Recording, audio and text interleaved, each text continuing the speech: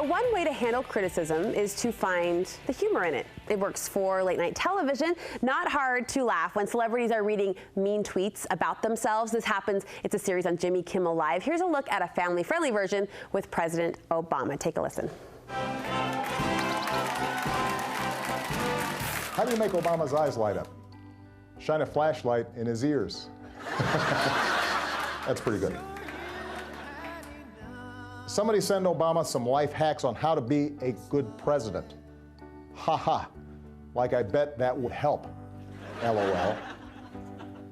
You know, the LOL is redundant when you have the ha ha. I'm all right with the president wearing jeans. I'm not all right with the president wearing those jeans.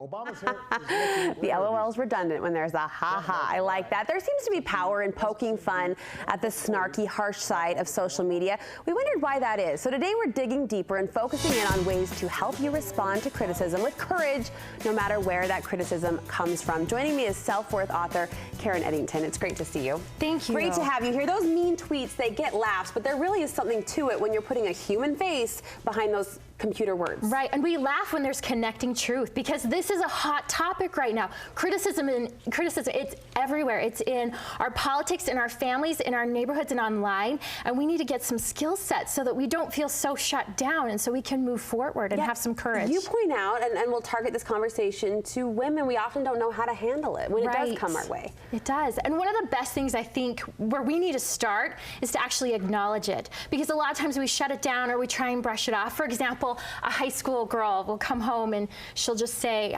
I'm being teased and criticized at school. And sometimes we have the tendency to want to say like, oh, it's just high school. This won't matter in a couple of years. We dismiss it. Right, we dismiss it. But we do that in every other aspect of our lives too. And it's so important to acknowledge it because if we don't, it comes out in other ways. And sometimes with the people that we love most because it can bubble and it can fester.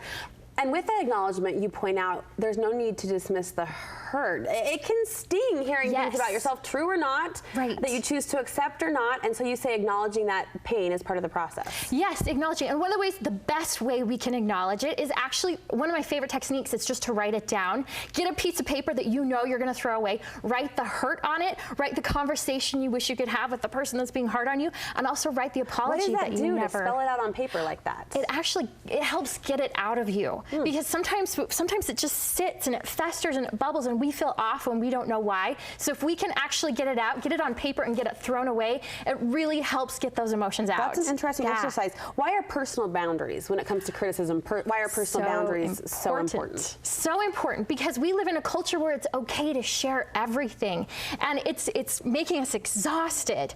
It's okay. It is absolutely okay to set content boundaries, what you're sharing, relationship boundaries, who you're sharing with, and the amount of time we spend with certain people. Now, to go deeper, there is a researcher that studied boundaries and compassion. Brene Brown said that she's not as sweet as she used to be, but she is far more loving when she put boundaries in place. And I love that because we want to be kind, but sometimes we can be more kind when we have boundaries. Now, an example, there was a lot in the blogging and in the YouTube world, a lot of people say like it is harsh. Those online comments are media harsh. In general, absolutely. Yes, and one online blogger, the way she put boundaries in place is she got a third party come check the comments because she was realizing that it was shutting her down and she was seeing those hard things. So she got a third party to look so that she could still be open and she'd have courage to share without feeling so bad. There's criticism that we accept and we kind of use to move forward and better ourselves. And then there's criticism that just plain hurts. And you say when that sting and that pain becomes too much to handle, you create a wacky justification around it. Right. What does that mean? Well, I love this technique because it's a way to humanize people. One of the times, it's the hardest on us when we don't put a face to the person behind it. But a wacky justification is I create a reason it's okay. For example, if I'm ever driving in traffic and that car comes and swerves in front of me, I like to, instead of getting mad, I like to create a reason it's okay. Like maybe they just drank a big gulp and they need to use the restroom. Or maybe they just won $1 million and they've only got 5 minutes to get there. A lot of times when people are criticizing us, if you can, and I like them wacky because I feel like it helps us be less judgmental. It's not about us making assumptions about their personal life, but create a reason that their behavior, why they're doing that bad behavior. And out of time, but I just want to emphasize this last point. Sometimes you do need to take a stand against criticism if it's the wrong kind. Right, take a stand. Hurt people hurt other people, so let's make a stand and stop the criticism. And also remember that self-worth is constant. Remember that separate worth and behavior, and it can help you. Karen, great advice. Thank you so much. We'll direct you to the website KarenEddington.com, where awesome in-depth conversations like this are happening all the time. Great advice there. It was wonderful to see you. Thank you.